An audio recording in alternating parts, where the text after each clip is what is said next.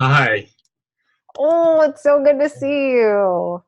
It feels like it's been a long time. Oh my goodness, it has been a long time, and I think that you and I both have gone on some deep, rich, activating mystical journeys.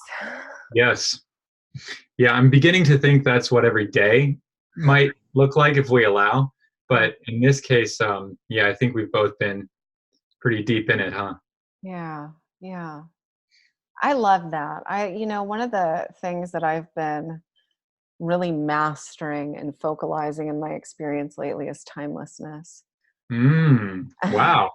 Yeah. Interesting. Mhm. Okay. Tell me more. Well, with the increased sensitivity to energetics and just being aware of so many data streams occurring simultaneously in the quantum field and being so adept at dialing into all of those when they come into my awareness, my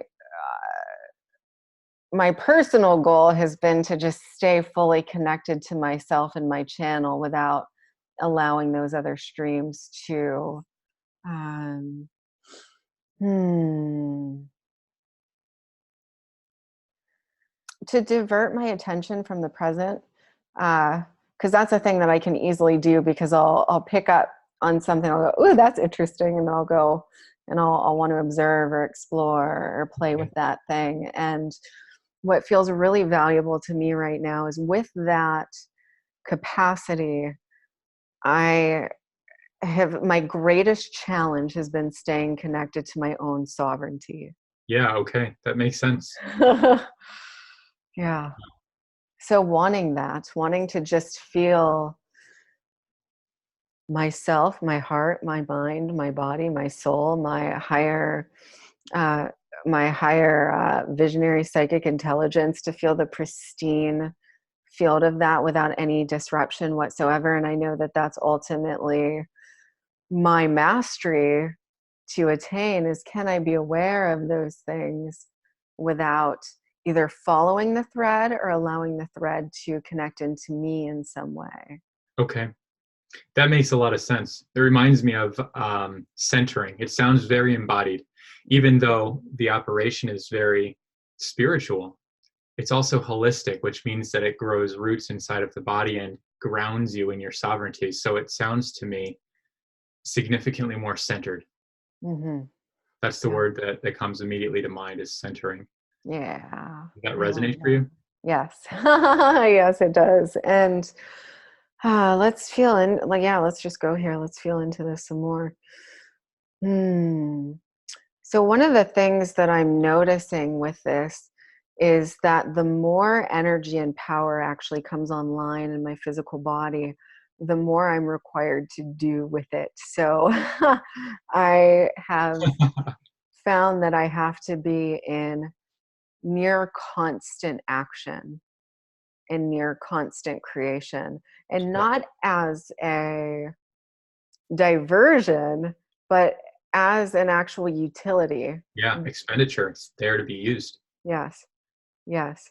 And so having places to focalize that, and I've been very blessed and fortunate that I have had tremendous, powerful, impactful opportunities land in my reality. Things that, you know, even just a year or two ago, I would dream about and go, okay, this is where I belong. This is where my capacities can be made useful for the support of other beautiful beings. And they've just landed like a freight train in the past month or so. Oh, wow. And they're so huge. And I've been so in action that, part of my being has felt like I need to actually to create space to be with the magnitude of it all, and Mm, to actually just cherish and celebrate and absorb and saturate the beauty and the richness of all of it and what it really means. And again, I'm still, because of how many distinct containers there are and places to now expend and utilize all of that free energy flow. those moments are getting more sparse because I'm Yeah. just actually in the field Yeah. That makes sense. full on. Hmm. Yeah. Hmm. That makes sense. And so what that brings up for me is the value of slowing down.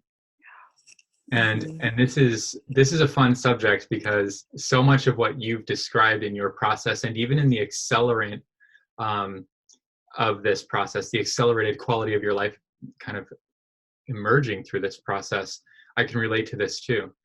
Even the timeline, Mhm. dramatically enough, even over the past month or so, has been just mind blowing. And so I have noticed similar observations to your own.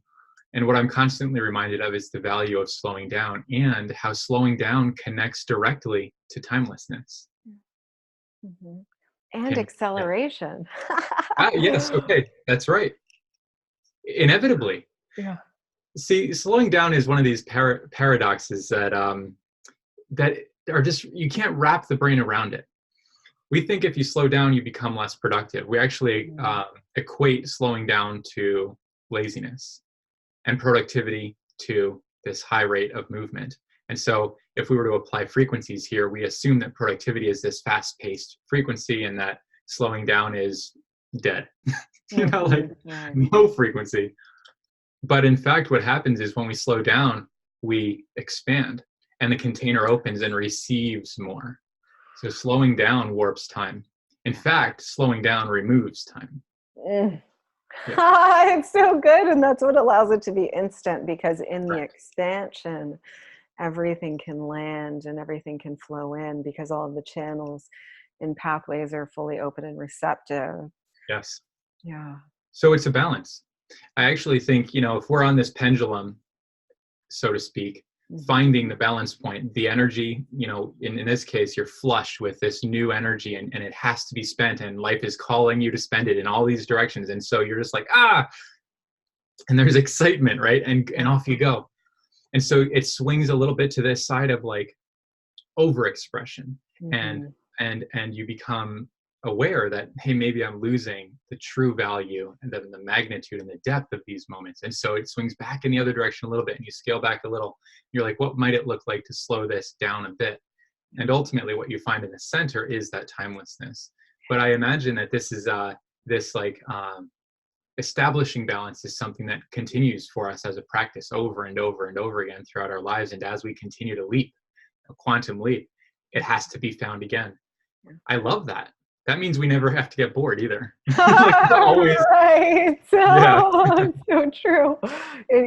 I think with those energetic dynamics, or what I've been experiencing, there's such a multifaceted array of energetics that, I've been mastering at new levels simultaneously, and balance actually feels, or more synergy, I would say, mm, would be the accurate depiction in my experience, because there's there's the super accelerated space of leverage where I'm leveraging all of that, and all of that energy that has been collected in the yes, space of timelessness.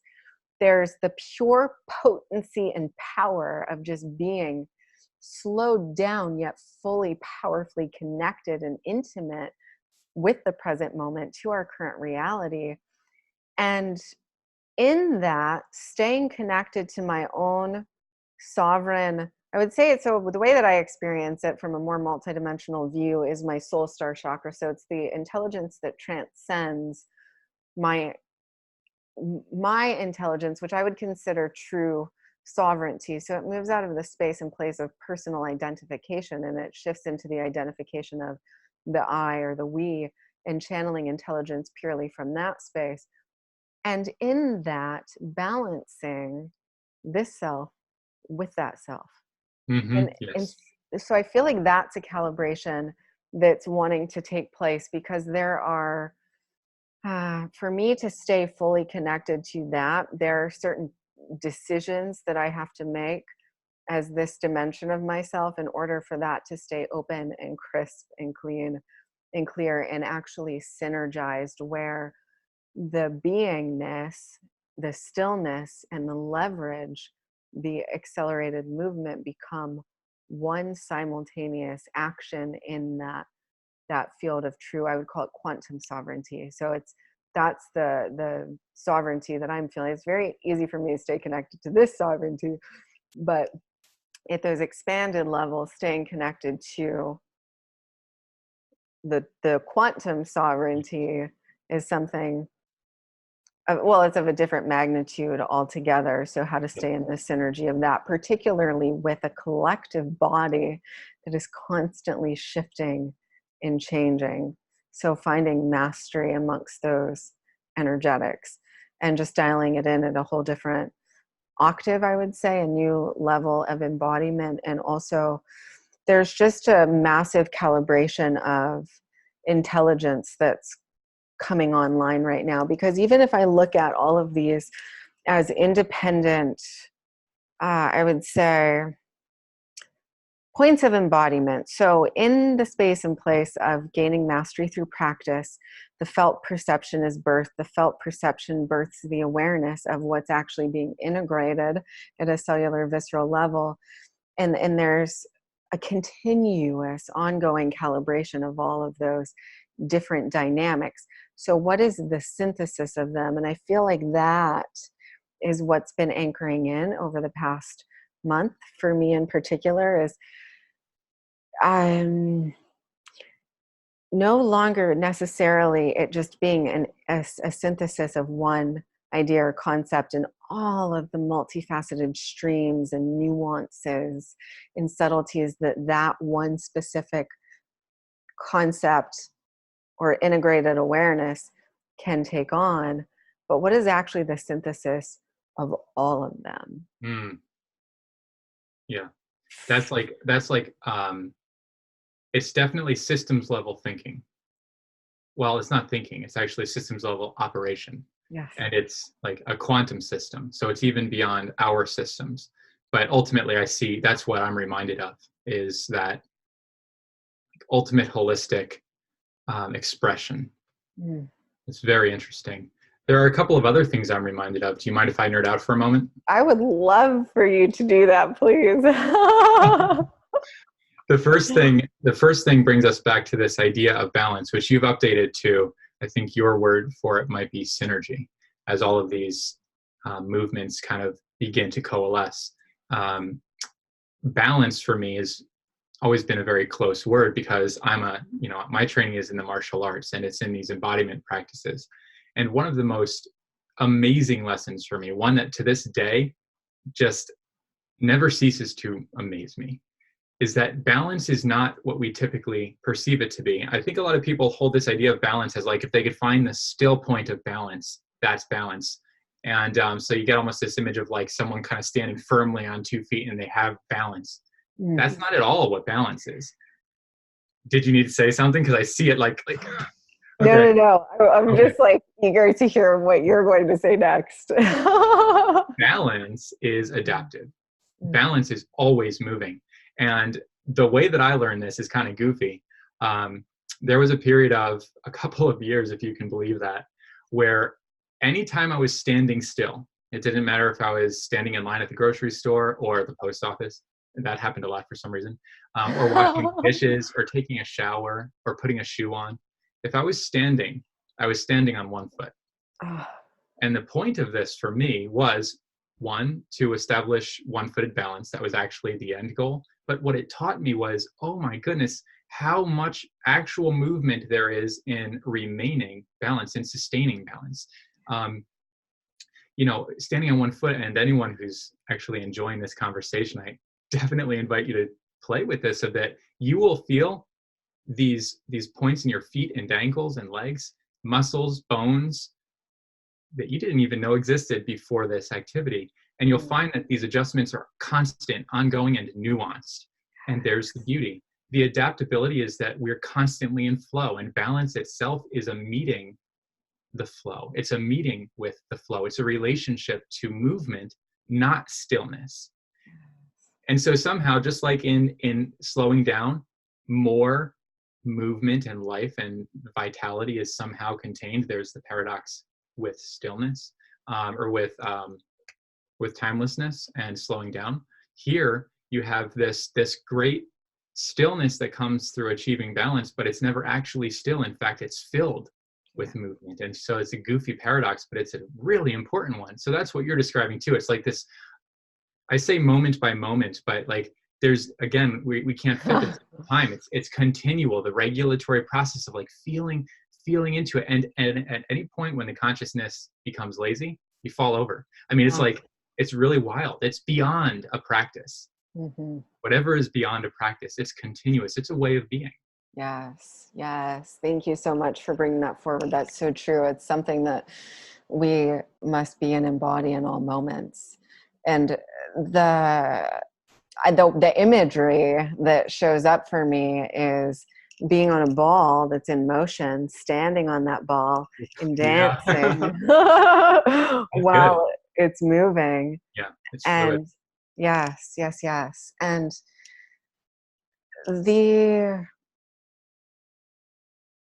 it's actually quite magnificent and extraordinary, the amount of energy, of free energy that really comes online for us when we are in devotion to serving the whole self.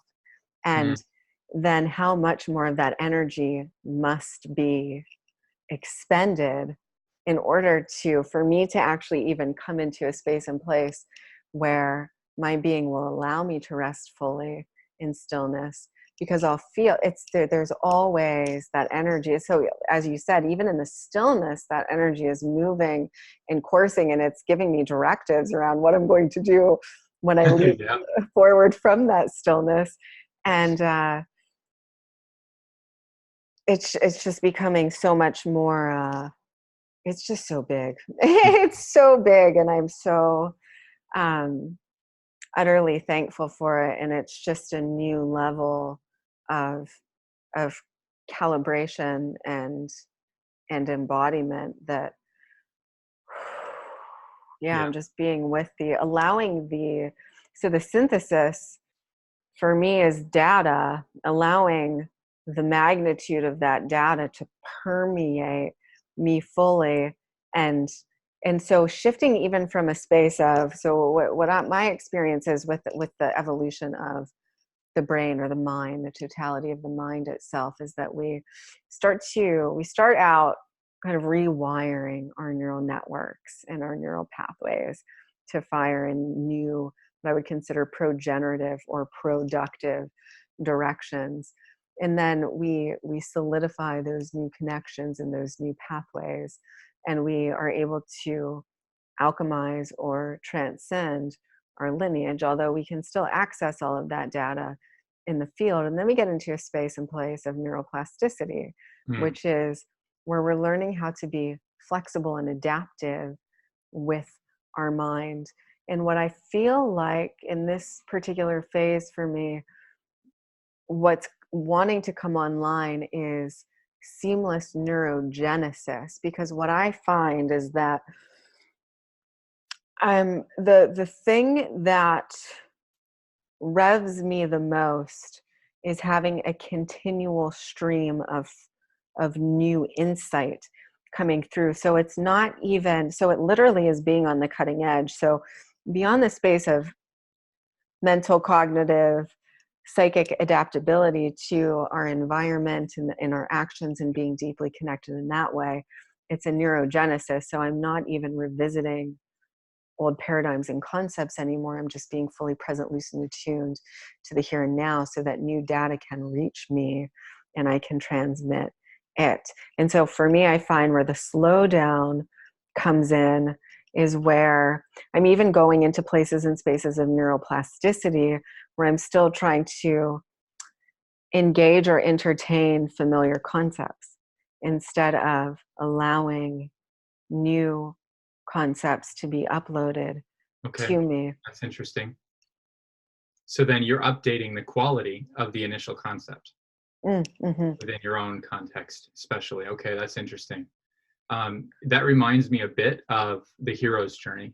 There's this idea that the hero strikes out, or heroine in your case, strikes out from the village, the place where everything was known, and strikes out into the wilderness where nothing is known. And so there's this deep, dark space of not knowing. And in that wilderness, you meet all of the monsters, starvation, confusion, you get lost. Along the way, you meet some magic helpers and some allies, but ultimately it's a really interesting story because you always wrap back to the village. And when you do, you carry to the village everything that you've learned along the way on this hero's journey. And so what happens ultimately from my perspective is this upward spiral. Every time you revisit the village, you update the whole village. And so those same concepts, maybe which you were raised in or have met so many times before, they are upgraded every time that you meet them again. And that is just by virtue of you being you. The quality of you meets that old concept, and that old concept is changed. It may still be held in the same word, it might still have the same general container, but the quality of its expression has been altered. Ah, yes, that's stunning. I love that. I love just the word quality and all that it encompasses is so powerful. It's actually, I would consider it is a core value of mine in the continual optimization of the quality of, well, really everything, particularly consciousness, because I find that that's the governing factor of everything else. Or we being connected into that channel, it is what allows us to be the governors and directors of our life. And so even beyond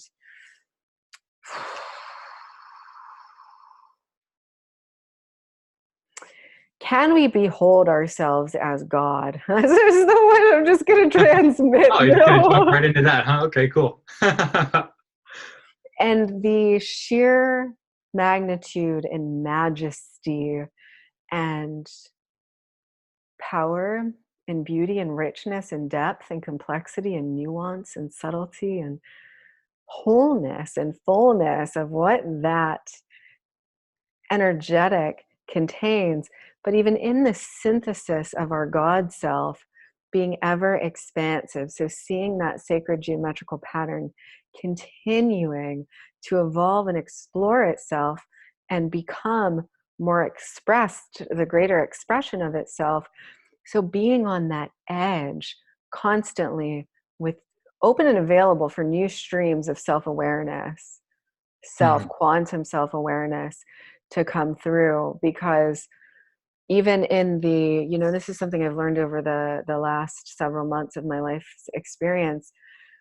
Even what was the day before will no longer do, because the calibration is so rapid and the embodiment of it is so instantaneous now. It's like, okay, it's here, it's integrated. The processing is happening in the living of the information as it comes through, that there's always more and more and more to calibrate to. And so what I notice that I'm requiring is a great amount of novelty.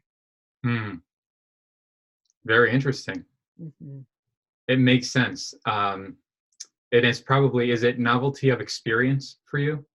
It's novelty of experience and also of perspective. Yeah, good. Novelty of perspective and novelty of consciousness itself. What I've noticed that even in my own personal activation space, because for a long time it was just about activating DNA and doing all of that, which I still do on a daily basis. But the next iteration of that for me is activating more intelligence from the field. And so even tapping into things around, we would normally consider going into the space of stillness as the quantum field of nothingness, where we are nothing, where nothing exists. Yet nothingness itself does not actually exist, because in the nothingness there is pure potentiality, dark energy, dark matter, living light intelligence to be accessed. And so the exploration for me has been going into that oceanic current and being so open and available to receive, extract, pinpoint, identify, synthesize new revelations about the self that haven't been discovered yet, and really having a strong desire to go there. So it's it's funny because, you know, all the rituals that or ways that I was connecting in previous stages of my journey, you know, to co-create and to do all of this, all of that's still there, and it has its place in its space, Yeah, but of course. none is more fascinating to me than the extraction of new intelligence. Mm. So that's very interesting. This whole concept of intelligence is really, really alive for me as well. Um, I might be prepared to nerd out for another moment. Yes, Yeah. please. I'd like to correlate this to human design. So we're gonna kind of shift the languaging a little bit. Um, so within the context of human design, which of course I'm all about, you actually have this idea that the human being is a quantum or a synthesis of two distinct bodies of consciousness. Mm. The idea is that the mind or the personality and the body itself are completely different types of intelligence, and they have different roles and different functions entirely in the human system. And it's the quantum of these two things, the marriage of body and mind, that produces a human being. Now, we've done ourselves a disservice by prioritizing the mind and completely negating the value of the intelligence held in the body. But what I've been finding through my own studies, but more importantly through my personal experience, is that it's the body itself which is literally and directly connected to this quantum field that you are describing, to that deeper intelligence. And so what I refer to as body intelligence, I call it natural intelligence. You know, Mm. we have the ego intelligence, the personality awareness, and then we have this greater intelligence, capital G, capital I, this greater intelligence, and it's held in the space of our physical bodies, which is quite interesting. If you think of the body as a vehicle or as like an acoustic vessel that can Mm. actually attune to a reality that is deeper and wider than our cognitive processes yet can consciously access, that's Mhm. something. And so the whole point of human design is to actively reconnect the individual with their greater awareness. And ultimately what's happening is you're submitting the mental awareness to the greater awareness that's held in the body. Um, you're allowing it to become subject to the greater awareness. Mm. And so you're not it's not this whole thing of like no mind. The mind has a very special function. It has tremendous value. In fact, I believe that our mind intelligence is all about network. It's all about networking, Yes. right? Connecting me to you. And my mind, for instance, would not be here for me to navigate experience. My mind would be here to communicate with you, to swap stories, to expand awareness, and ultimately to fine-tune perspective. There's that Mm. novelty that you're interested in, but it's rooted in the greater awareness of the body, which is perfectly in tune with the infinite space of yin. So you have the yang expression of mind and communication. It's very fiery, it's very outward focused and expressive. And then you have this great, oh man, chills as I'm about to say this, just this great inner silence. And Ah. that silence is verdant. It is filled to overflowing. And if we knew how to connect to it intentionally, Mm. everything would change. Nothing would look different. This brings us back to quality. The thing is not what changes. The quality of the thing is what changes. So from the Mhm. outside, Tim looks the same, but the quality of Tim's experience has been forever altered. And Yes. so here we are, we're changing the quality, not the thing. And by changing the quality of relationship, usually it's a relationship to something, in this case to ourselves, everything is upgraded, rises to meet that new quality.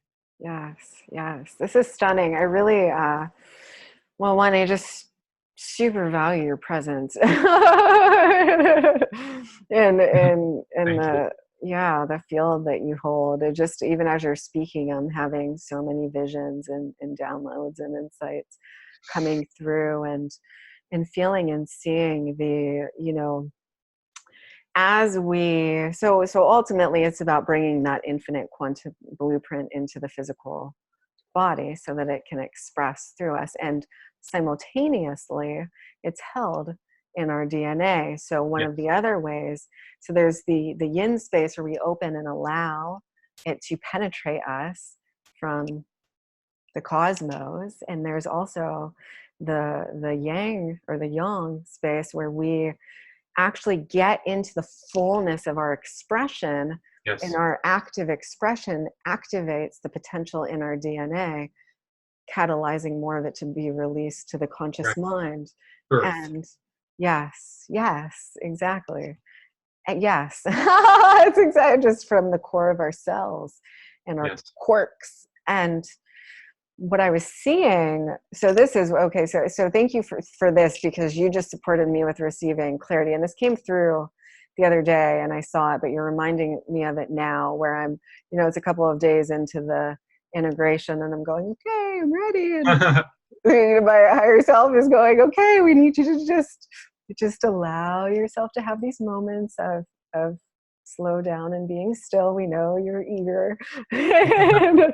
and so what I saw was, after transitioning out of a life situation recently, I was doing a lot of deep energetic work to just really, observe all the different facets of myself and see what was ready to be lifted Mhm. from my system so that a new energetic could come in. And so the way that I experienced that was, I'm going to try to do my best to explain this visual. So if we can imagine the quantum field as holographic in nature. So it is an expression of an infinite fractal pattern that is always expanding out and growing upon itself and expressing in new and ever beatific ways. And there's layers to that that blueprint. So even on a more simplified level, looking at it as a holographic disco ball, but all of those Yeah. facets moving inward, Mhm. and that hologram being full. So what I saw was another layer of the hologram. Well, one, what was in my system ready to be released fully, lifted out, and I saw the next actual layer of that data and that light and that intelligence come in, because there was the space for it now. So the synthesis of that blueprint is always taking place, because this is an infinite creation, so it never ends. It's not like, oh, I've synthesized my quantum self. And yes, I think there's a Hold point. on. Yeah, we do. I find, in my experience, I can easily reference infinity, because I had that calibration come online for me several years ago, and it was very intense. And I've, in order to even realize that, I've had to purify myself at such a deep level. I essentially have been intermittent fasting for the past 3 years of my life, where I'm maybe eating one meal and one snack a day, and that's all raw, like veggies and things that my cells can utilize and metabolize rapidly, in order for that that quantity of data to come into my body. So all of Yes. that has been to make space for that, and so that I can actually run it efficiently and effectively in my system, without, in a holistic, harmonious way. And yet still with the awareness of the self as the infinite self, and how we are continuously making that loop and exploring the infinite dimensions and fractals of self in new and expansive ways, which for some reason deja vu is coming through right now, where it's like we cross over into oh, we've done this before, but this is just a variation of this moment. And that's happening for every micro moment, which contains tens of thousands of billions of micro frames unto itself. So just even imagining all the ways that we are experiencing ourselves, in the expansive nature of that, in the profundity and actual magnitude of that data, that intelligence, that information. And yet still more is coming online, because while we are infinite and we can become aware of our infinite nature, the journey of exploration and self-discovery and awareness of capacity to create in new in ever expansive ways is always coming online for us. And so this is just a new overlay, I suppose, coming in and fusing into my system, and just being very one, intrigued and excited about that, and just allowing it to actually integrate fully, and being really curious. So some of the primary themes that have been coming up for me recently are wonder, awe, and curiosity. Me too. Yeah, I've been using those words many times a day, and they kind of like jump out of me. Have you noticed this too, that like I would be curious to learn if this is true for you as it has been for me. So I'll start from the beginning. I used to think that self-development was hard work on myself. It was as though there was something either broken in me, or at the very least something that needed to be improved. Mm-hmm. But at the end of the day, it was my responsibility to tinker, and so I would self-develop, and this is how I've spent many, many years of my life, and there's value to that. It puts you on, I think, a linear trajectory, and you can almost chart almost like you're building something. You're making these intentional steps, and I do believe that there's value to that, by the way, but I don't believe it's very efficient. Not at all. I don't think we get very far ultimately if we stick with that more linear trajectory. So what I found more recently, and this is what I'm curious to know if this resonates for you, is that true self-development is something that's happening underneath the skin. It's something that's happening for you outside of your conscious awareness, and it's something that if you know how to allow, will surprise you over and over and over again. And so then self-development becomes precisely what you just said. It's you, the like witnessing awareness, sitting back and going, oh. And so it's wonderful, and it's awesome, and it's intriguing. You don't get to know anything. Life becomes this mystery, this dark space. It's the void again. Here we are in the not knowing wilderness, but it's this beautiful mystery, and you get surprised over and over and over again. And what are you being surprised by? Yourself, your own capacity. It's like, wow, that's something else entirely. And so all of a sudden this carefully charted trajectory goes, and now you're on a completely different loop. Mm-hmm. Yeah. Yes. Oh, that's stunning. It's well, yeah, that's what it feels like. It's this relationship. I mean, everything is a relationship, and yes.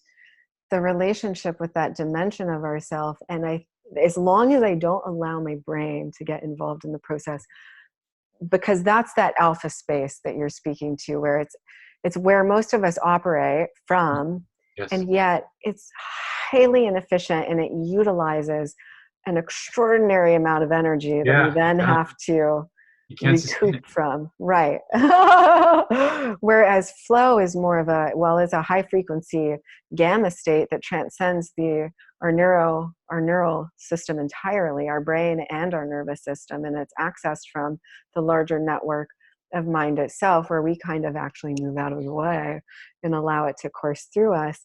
Yes. And in that place and space, what I experience in my journey is that it actually just informs me of all the ways that I'm creating my reality. So its logos, its mechanics reveal themselves to me, and they show me how the mystery itself is there's a novelty in it, but it's not actually a mystery, because it's the mind. It's always some dimension of the mind. And so part of the fun for me is looking at mastering the focalization and the directionality of the mind. So it's more of a psychic visionary intelligence than an actual cognitive mental intelligence, and allowing my greater mind to reveal itself to me. So it's more of a space and place of exploration and discovery. So I know that I'm always connecting in with the mind, and I'm learning how to play with it, to dance with it, to focalize it, to create with it, and new creative capacities and faculties are coming online. Like I just, there's a certain point where certain I mean, I would say that at this point, my being I can't even go into the place and space of anything to do with basic, well, just energetically speaking, it's a drag. It was what I mean by this. I can go there and I love to explore it or be of service with communicating that data if it's called for in any given moment. But for me to actually feel electrified and enlivened in my own journey, it's mastering new expanded creator capacities constantly.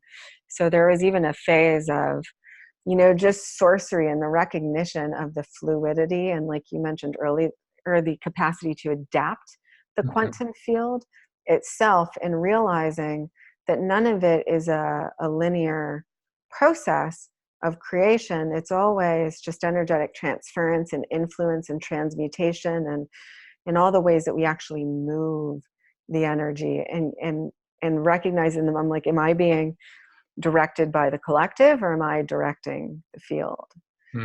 And so learning how to master what I would consider, well, it's just sorcery. It's true sorcery from the yes, point just sorcery. Well, it's a massive energy, and it's got to be coming from the place and space of the I am will to even have those awarenesses revealed to us around how to do that unification with the self and the all. And from that field of unified oneness, it's the field of oneness, we get to become master curators in the grand landscape, in the larger overall avatar of being.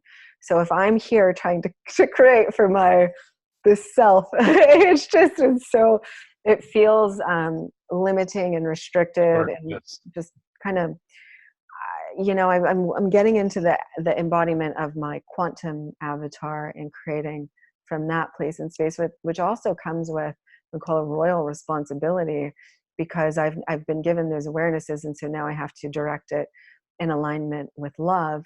And then beyond just that, so at first there's a carefulness to that, right? Because it's precision, and with that responsibility means that whatever we create comes back to us with that magnitude of power as well. So there's a careful cultivation and learning how to harness and adapt that field. And then from the space of pure enjoyment, and the way that I experience this, it's just so this is the combination that's been coming through, because mother of abundance, because it's the field where it's all abundance. Everything is an emanation of abundance. Even in the nothingness, there is living, vitalized, activated abundance. And so it's been this energetic of where Mary Poppins meets Wall Street. Because it's that potent, focalized, masculine energy, but it's coming from the space of, the lighthearted, jubilant, magical, motherly, embracing.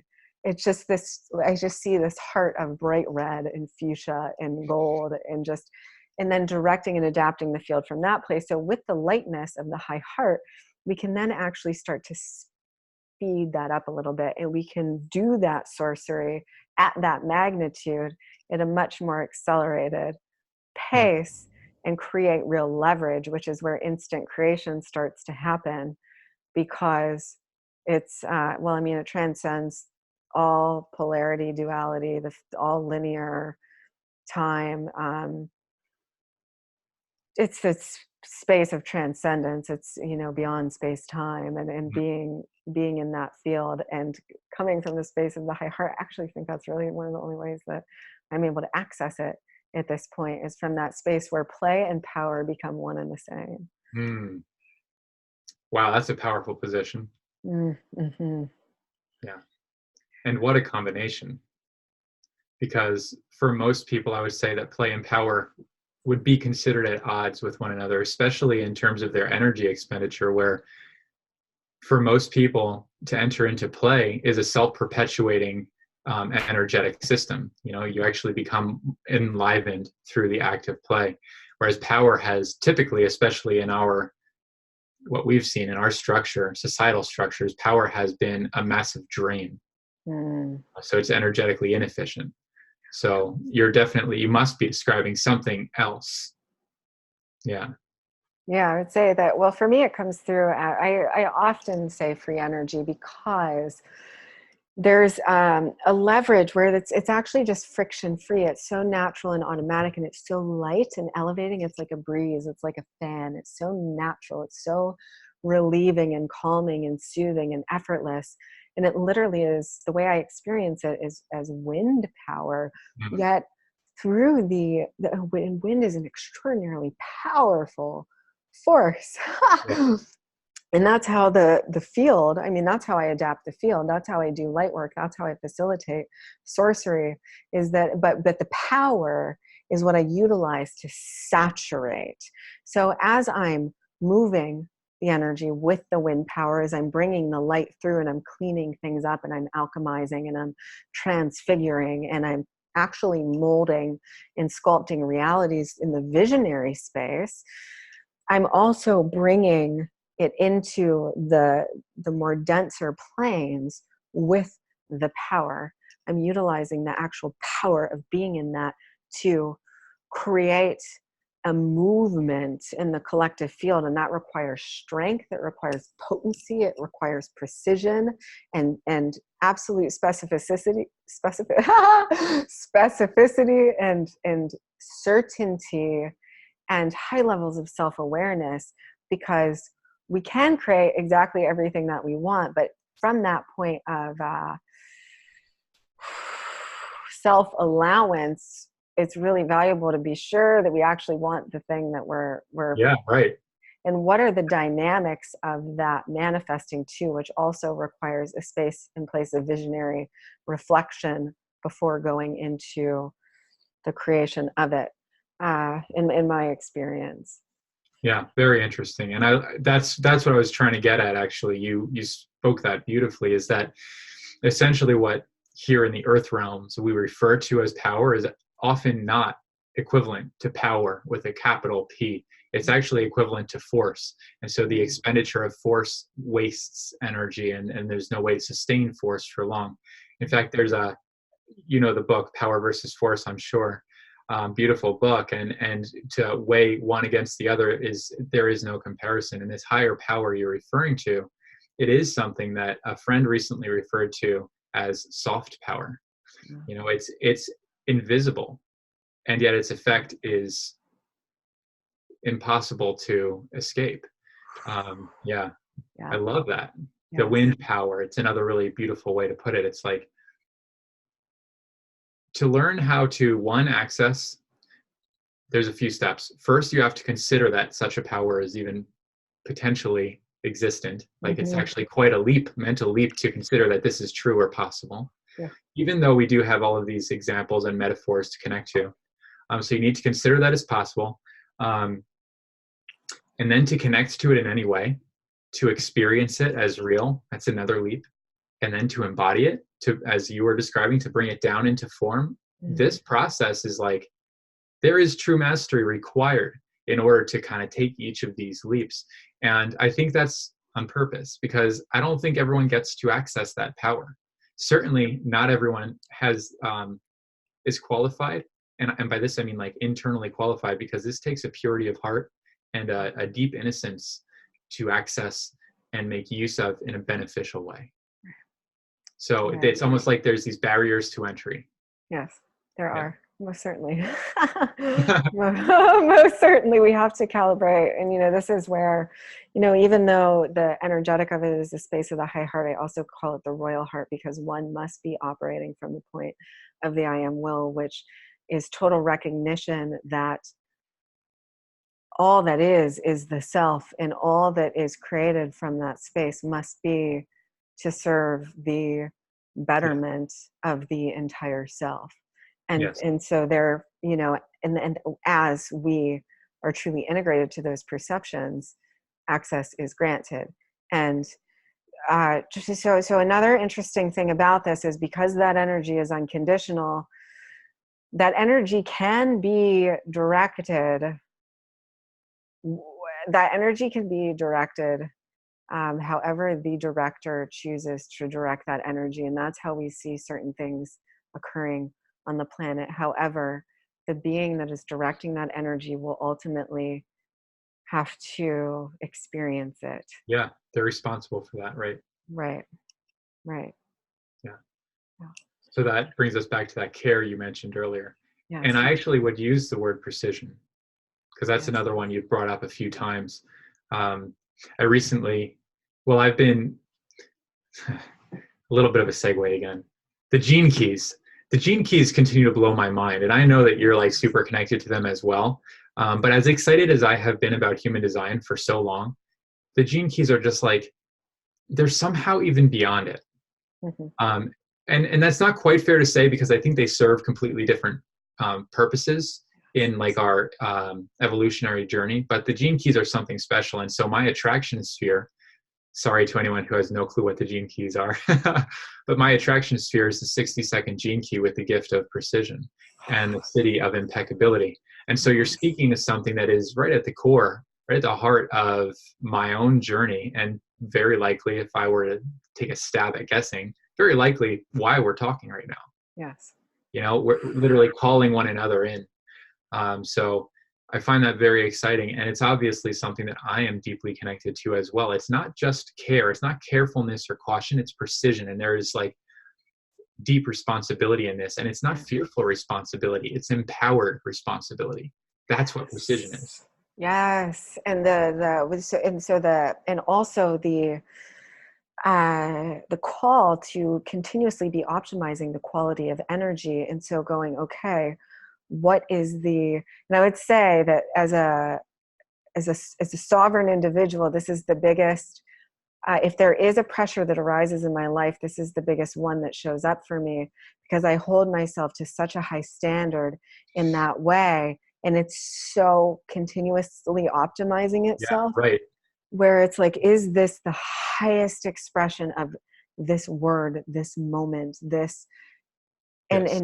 and being attuned to what that is, and Mhm. continuously having a desire to dial it in, while also staying in the place of the light, open heart, and being playful, and Yes. releasing some of that more, uh, the ways that I parent my own self in Yeah, right. because that to me is leadership, and that's happening in every moment. And but that's always there, that attention to nuanced detail and precision and artfulness and quality. That is Yes. a driver for me. So even, I say abundance is a first step, but then even the quality of the the quality of that which we are selecting, and how we're relating to it, most Yes. importantly. Yes. So that word relationship, you've brought it up, you've noted it as a key point. And I would have to say that probably, if I had to pinpoint the single greatest lesson for me over the past, well, forever really, but especially the past month or so, it's really been lessons around relationship. Everything is relationship. Everything is relationship. And so one of the things that I've been getting really excited about recently, I've been getting excited about a lot of things. Yes, there's so much to be excited about. Yeah, Yeah. it's something I'm going to spend a lot more time and attention on in the upcoming weeks and months is an advanced application of human design that refers to the dietary process of each individual. Within human design, it's known as PHS, or the primary health system. But ultimately, we're dealing with an ideal dietary regimen that's specifically relating to the individual digestive process. This is new. No one else is doing this. And what's so interesting about, I mean, no one outside of human design even is aware of the fact that food is never about food. And this is an example basically relating to what you've just described and connecting to relationship. We're never actually talking about food when we're talking about diet. Most people do. And so you count calories and you sign up for a program, and then you disappoint yourself over and over and over again. And yet this is offering something really special, because all of a sudden you're placed in this position of personal responsibility, and you have to come into relationship with your own body, with your body in relationship to its world, and also to food itself. Food as one part of the world around you. And so it's like this great holistic relational field that kind of takes you into an experience And no longer is it this utilitarian, my stomach is hungry and so I will now put food in my mouth and move on about my day. It becomes this ritualized engagement with your life, and it's fully dependent upon all of this, almost like this tapestry of relationship. That's something really special, really personal, and something that can only be discovered and amplified over time. Yes. You know, it's new. It's Yeah. totally new. And thank you so much, because this is so well, valuable and important. And so food as consciousness itself, as living intelligence, and feeding the living intelligence and consciousness of our body. So I would call it mastering the body consciousness, and also relating to our food and establishing a relationship that we want it to have in our unique system, so that it's imbued with our energy. Yes. And is nourishing us with ultimately our own love, our own care, so that we can, more of that can be birthed within us. And something I've also discovered about, I've known this for a while, but it's become poignantly obvious over the past little while, is that when I'm in a space where there's not what I would consider mindful or conscientious eating, it actually starts to knot up my system a little bit. Yes, it will. Mm-hmm. Because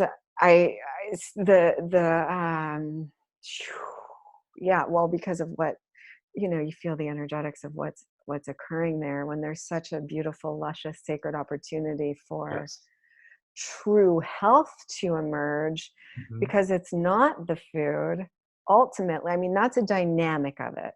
Yes. But the ultimate health is birthed via the relationship we share with the healthy food that we are selecting. And so I really appreciate you bringing this multifaceted awareness forward and fusing it with the human design. Well, yeah, it comes out of human design. So I wish I could take personal credit. I can't. It's the part that I bring to it is always going to be how to make it real. Yes. How to bring it down into experience, and how to make it practical. Yes. So I do get excited about this, and everything you've just said is totally true. Any living organism is going to depend upon relationship, and we've spent a lot of time alienating ourselves from the organic reality of our experience. And so this idea that even digestion itself is not a matter of putting food in your mouth and then waiting for it to come out the other end, that digestion is a way of relating with the world around us, and that we are always digesting the world. We're digesting data, conversation, other people, energies, auras. It's a beautiful, holistic and total movement, this idea of digestion. So even when we make it as small as food, well, it starts not at eating, but at selection, and then it continues through preparation, and then and this whole time you're communing with it. It sounds silly to say, really, for most people, but you're actually communing with an intelligence. And when you can learn to befriend that food before it ever comes to your mouth, by the time it's going into the body, that relationship has been established, and the health that is possible for a human being, most human beings will simply never meet. And yet, this information gives you the key to begin to reorganize your way of relating to the world, and in this case, food, and your body, in such a way that you can establish a version of health that transcends typical logical human understanding. This is not like a cute theory. This is something that is embodied and true and real. And think about this too. You eat, whatever, so many times a day. In your case, once a day. In other people's cases, many times a day. Say you're grazing, you're eating so many times, you're relating so many times. If you can bring true heart, gratitude, love, connection into this moment, then you're also expanding your attractor field. You're also engaging abundance. Every time that you touch or think about or engage with food, such a mundane thing, so ordinary, food, all of a sudden it's vibrant and it's expanding your reality. Mm-hmm. This is stunning, and this is so beautiful, the bringing everything full circle, as we somehow miraculously always do. The recognition ultimately, so this balance, this synergy, this neurogenesis, this flexibility and resilience in the dance of life itself is being able to apply that precise consciousness to our relationship with life in all moments, because we are Yes. digesting our thoughts, our words, our Yeah. breath, our Yes. environment, those energetics that we choose to surround and immerse ourselves with, which is why it's also, the standard is high and it continues Yes. to To grow. get higher. Yes. And this is for all of us. And this is even where I would, I was having a fabulous conversation with a colleague the other day because we're pulling through a new project. And so we were speaking into the word elite as well, and the notion of value and quality. And we were just exploring what that actually means to us in the communication of it, because it can have many connotations. But the way that energy comes through for me, and the way that we experience it in our co-collaboration is a standard of quality and love and abundance and purity and connection for all that is, for all of humanity, for all of us, to know that we are not only worthy and deserving of those experiences, but that's our original nature, and that this is accessible to all of us. And this is actually where the whole quantum field is. That's the natural evolutionary impulse and progression of the energy itself, is to always be improving in quality, and that this is accessible. I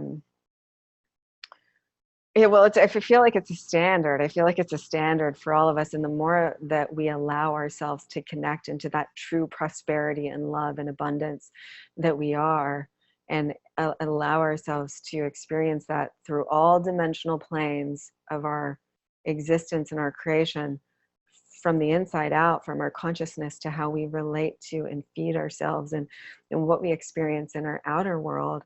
Mm-hmm. And we do that as a humanity. That's ultimately what creates the collective paradise, Yes. is by doing that. That's how the oceans get clean. That's how healthier food is distributed worldwide.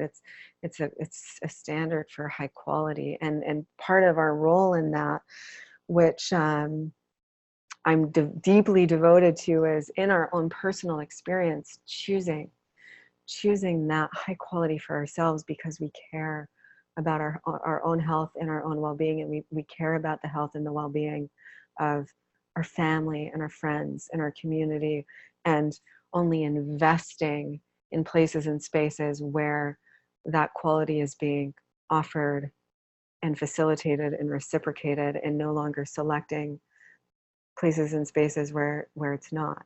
Mm-hmm. Yeah, that's great. That would have a profound effect. Huge. Yeah, it has a profound personal effect, and it has a profound collective effect. Right. Yeah. Right. And that's, I feel like that's that right there is because the crux and the core of my mission is to have so to me, to the embodiment of paradise, and what it is to bring through the fullness of that energetic, and the fun and the joy and the pleasure and the excitement and the connection to our holistic self. So even when I speak into supernatural, that which is supernatural is accessed through the supernatural, meaning that which is super pure and holistic. Yes. And then those faculties really start to come online in a palpable way. And it's literally super. It's the most pure, natural, holistic thing there is. It's really fun to hear you talk about, because, and I'm sure you're aware of this, but your culture sphere in the Gene Keys is specifically serving the system level. So you're not dealing with individuals necessarily, or small groups, or even networks, but you're up here like serving the global system and beyond. And the gift of naturalness is what you bring. So it's just hear you talking about this. It's like, well, that sounds about right. I'd say you're nailing it. Exciting. It's really, really cool. Yeah. Mm. Well, yeah, it's been really such a gift to actually, be serving in those ways in the global picture of Yes. things, and in these global structures, to be able to bring that forth and to be a conduit for that. And I love that you I love that you just know that. Well, it makes sense to me. The more aligned, and this is true for anyone, but we'll use you as the example. The more aligned you become with this ultimate destiny, and I don't say that as like a Disney fairy tale thing. I mean like that epic that you are here to live inside of. The more aligned you Mm. become with it, the more energy is self-perpetuating, and so everything actually becomes easier as it becomes larger. And it's a very strange dynamic, but I can see that for you. And what comes intuitively and immediately to my mind as I hear you speak is that, oh man, just like hold on tight, because everything that's been happening for you, especially recently, puts you at the tip of an iceberg that expands for the rest of your life.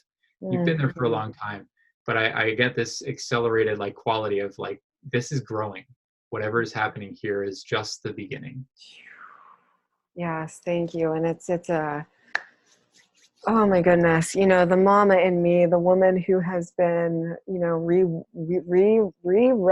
regenerating her whole self from the inside out from the beginning of my journey. And it would be lovely to have a co-session where we each actually share our story, because my journey to even just where I am now, and there's so much more. I've had to rewrite myself from some of the deepest, darkest human trauma and real tragedy that exists, imprints that, there are moments when I had no idea how I would find the light above the clouds Hmm. ever again, because it was, um, the intensity of what was experienced in those places and spaces, and things that people are experiencing, on a global scale as well. And rewiring my whole body all the way down to the bone and the marrow and the blood, and being deeply intentional about that whole process. And now, these experiences coming to me, there were things that I knew that I would be doing, and that, have been spoken into my experience even just, a month or two ago. This is what you'll be doing. This is, Wow. and it just, it's actually literally fully landed here, crystallized, happening. And so just being with the fullness of that and feeling I think the biggest, this is where my heart, I feel the most appreciation and the most sentiment in this space, because even through all of that, and even through all of the work that I've done to literally, let's say, earn it, because this is accessible to all of us, but earn it, there's still moments where I just am so in awe and deeply humbled by it, Yeah. and so grateful that that dimension of myself has said, okay, it's Yes. time, here's full access. Yeah. And What a it's just, tremendous relief. and beyond that, just like a relief and an honor. An honor, which is actually, my pearl. So that's why that energy shows up for me quite strongly. And throughout, and even everything that we're speaking into here as well, this relationship to life is living in honor and in joyous connection to ourselves. And there's just having such deep intentionality, and even realizing in my own being, any moment where I feel myself out of resonance with that energetic, I'm instantly in the field alchemizing. Mm. Yeah. And Yeah. just following that responsibility from moment to moment, responsibility. So Yeah. being aware, responding, Perfect. and just continually doing that, and to have come to a place in space where that I can actually just be in the place and space of being met with being fully met with the magnitude and the physical that I have been experiencing in the internal, and like really rooting and grounding for so long is yeah. Yeah. Celebrate. I can feel the celebratory quality of it, and it is like it's amazing. Oh yeah. Oh Yeah. my goodness. It's so alive. It literally is. It's this just magic. For me, it feels like Broadway, like real pure. If you've ever been to a Broadway play in New York City where there's marvel and there's so much aliveness and animation, and it's just so beauty rich, and everything is open and expressive and inspiring, and it's that, and being in these situations and these connections with these beautiful, exquisite, deeply inspiring beings is just so enlivening. And it's just this beautiful celebratory experience. And I'm so utterly thankful for all of it. That makes me really happy to hear. I'm just so happy for you. And again, just the beginning. One thing that strikes me, I don't know how we're doing on time. I don't want to drag you past any. You're great. I actually just have one other meeting this evening that I would love to pop into before 8. So it's 7:20 here. Okay, good. Okay, so I will trust you to kind of guide that part. Okay. What strikes me is that as individuals, each of us gets to bring some special quality to this great epic. And so I'm hearing you explaining your process. And of course, we're all at different positions along the way too. It's like we're all expressing something unique and we're all moving. So there's like that. But your experience, I'm just like so excited for you. And it's totally not even the same as my experience. And I think it's because of how we're each here to live into a completely different like principle or like law.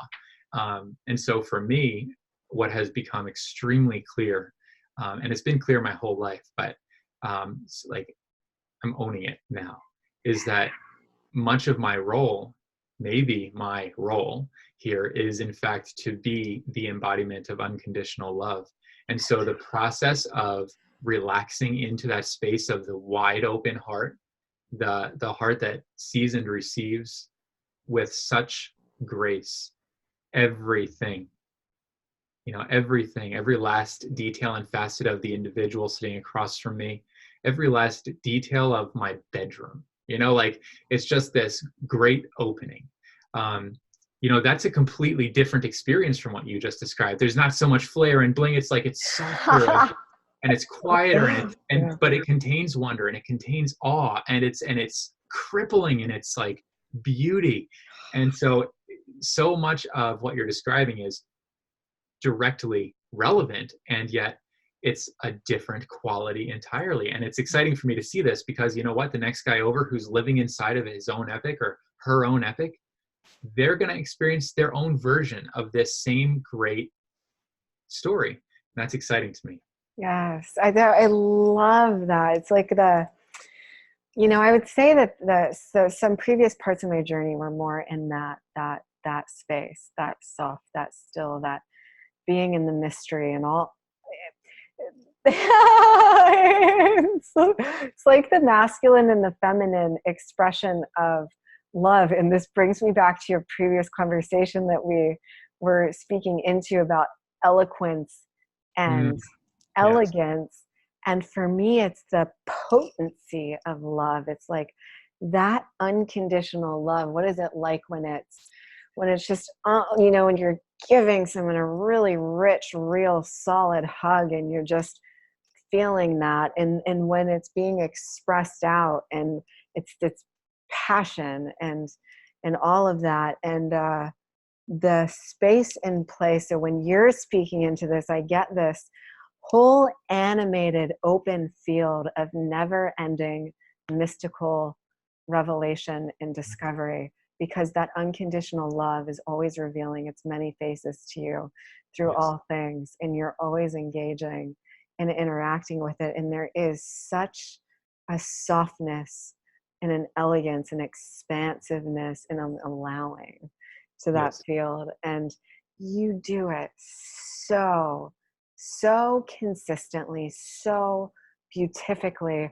And every single time that we connect, that's that bow, that heart with the bow at the top of my page, that is you. And that's exactly, you're right here. And it's such a profound gift that you give and that you exude to your presence always. And that has always been my experience of you, no Wow. matter what place and space either of us are traversing. That has always just emanated Mm. and rung through loud and clear through your embodiment. So I thank you Wow. for being that, and yeah, just allowing that to exude forth from your being, and living the purpose of love just by Yeah. being who you are. Yeah. That's the other really exciting part of it for me, is how simple it actually becomes once you get it. It's like, oh, wait a second, I'm allowed to just literally just be natural. Like, let what's most natural have its life inside of me and just kind of like radiate. That's it. That's all I have to do. It's like, it's really something.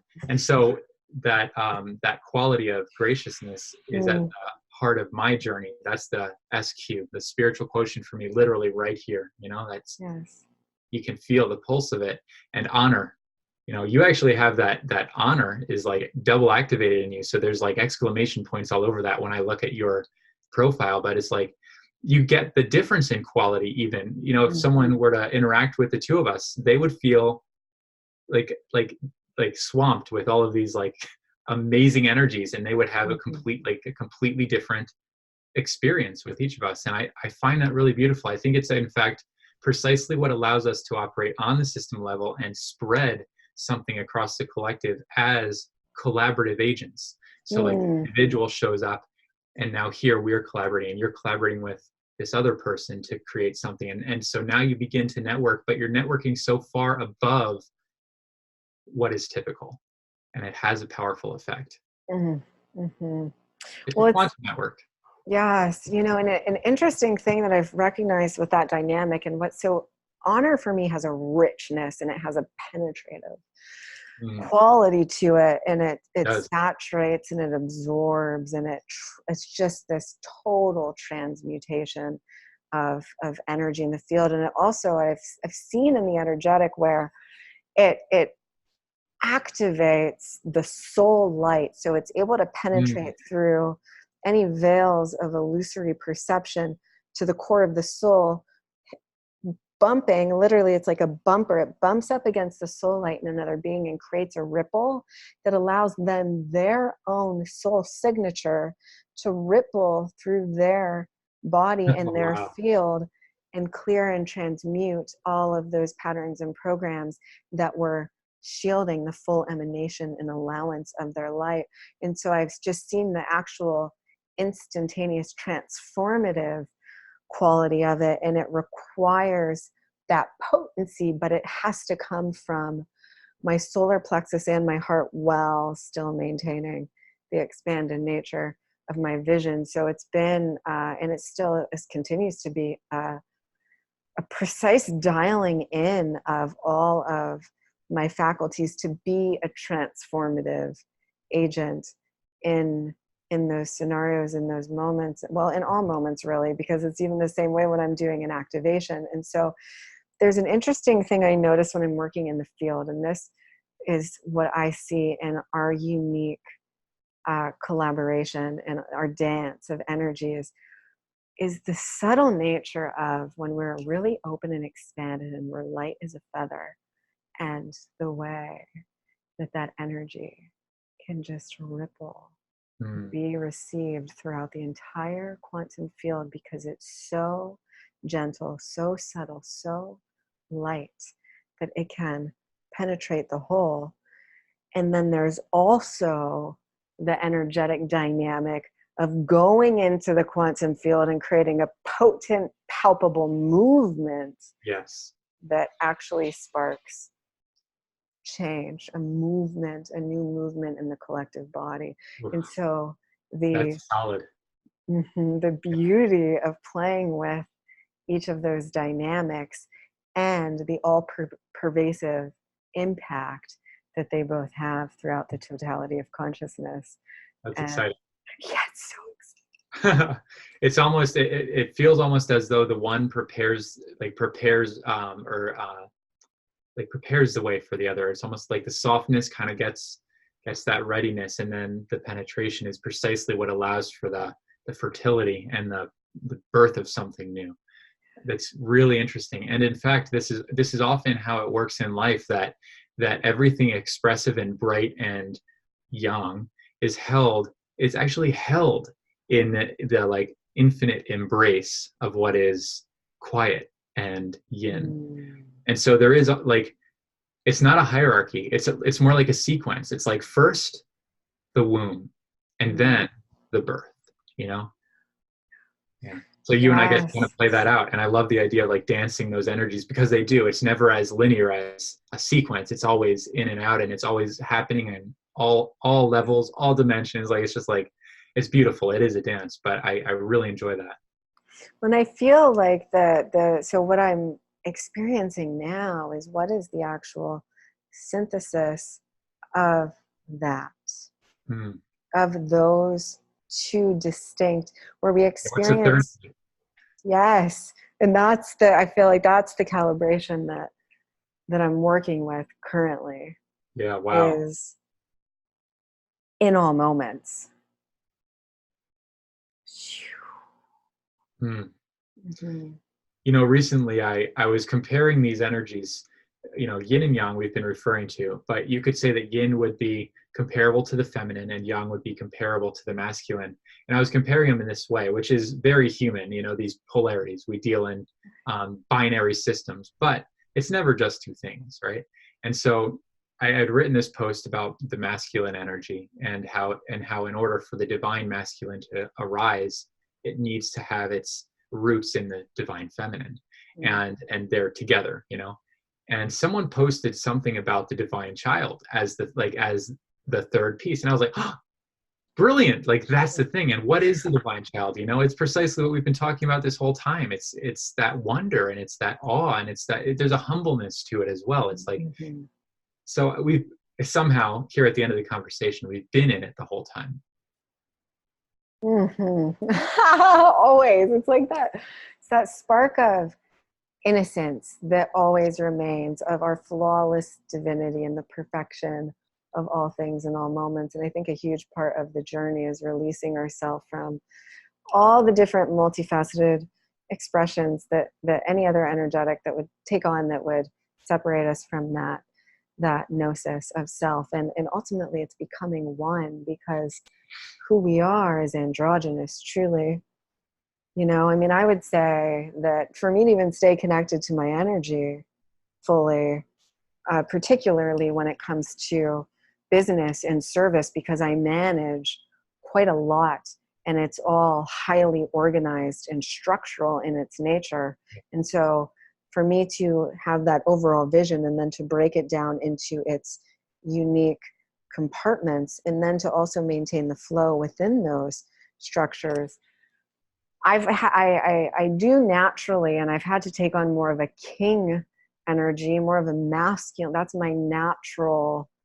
If I'm fully connected to my power, that's my natural emanation.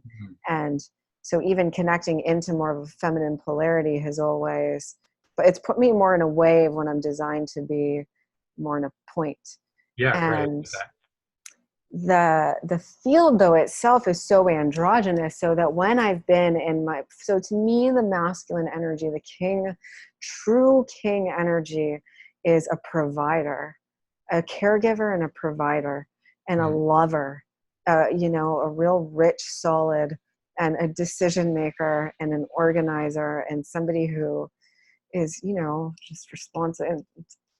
responsible for quite a few things. And that's just naturally what I've taken on in my actual life experience. And I choose that, and I receive a tremendous amount of fulfillment and reward from that. But when it's time for me when that energy is expended, and it's time for me to hop on the biomat and reharmonize my fields, I am in my queen energy, and I am like, yes, creation. I am in, I'm being fanned and fed grapes, and I'm just receiving from life. I'm just allowing it to all come in. But predominantly, I'm in that masculine space. But what I'm learning to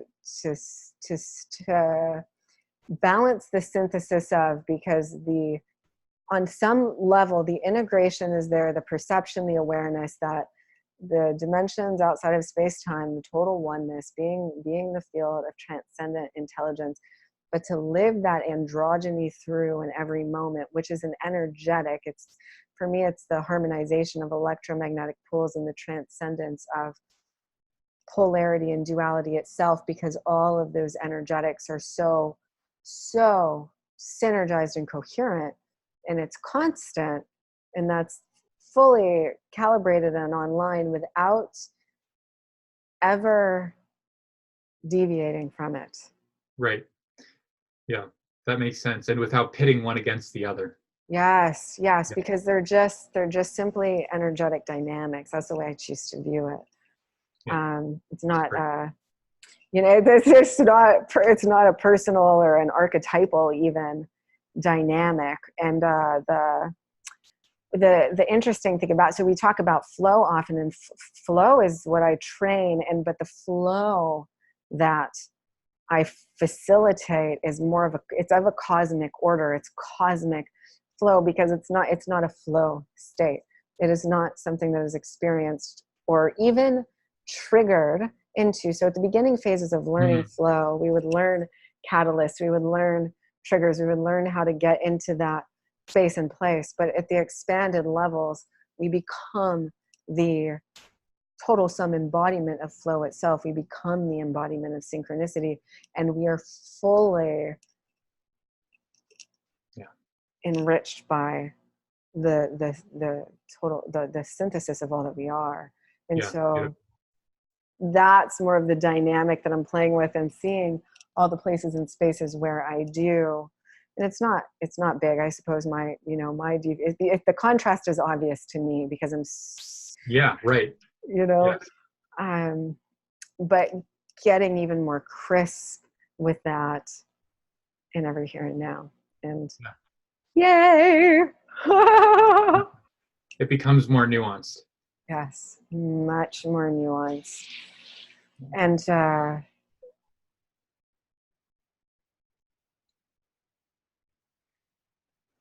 more is required to maintain that level of lucidity, and the energy is it's constantly. So for us to even come online with that level of flow, it has to be being utilized in service to others. So you and I just had to welcome in these massive projects, because this is, it's not about me, and it's not even just about me and my service. That's to a certain, even a point unto itself, is what I'm here to birth into the world through my own business. But when it comes to these other places and spaces where I'm being, called, and where I'm facilitating and all of this, the reach of it is far more than, what I'm going to do in my own power. And the beauty of this is that we live in a time where there is exponential strength in numbers. This isn't, we're all superheroes. It's not, there's the one superhero who's going to save the day or be the, and so it's exquisite because we all get to superhero together, and it's actually fun. It's totally. not super serious, Yes. Thank goodness. Yes. So is there anything else that you would love to share, express as a beautiful ribbon and bow to just complete. I don't know that there is. I'm actually super impressed with the scope of this conversation. Yeah. And I really enjoy the fact that we get to engage in this way, free of agenda. And that's another part of what I've been learning, because if unconditional love exists, then it exists as pure and innocent. And so learning what it means to live inside of that has been and will always be like the most humbling experience, the greatest privilege. So I feel like this has been perfect. Yes. Yeah. The Yeah. bow, we've been tying the bow the whole time. There's a bunch of bows. Oh, yeah.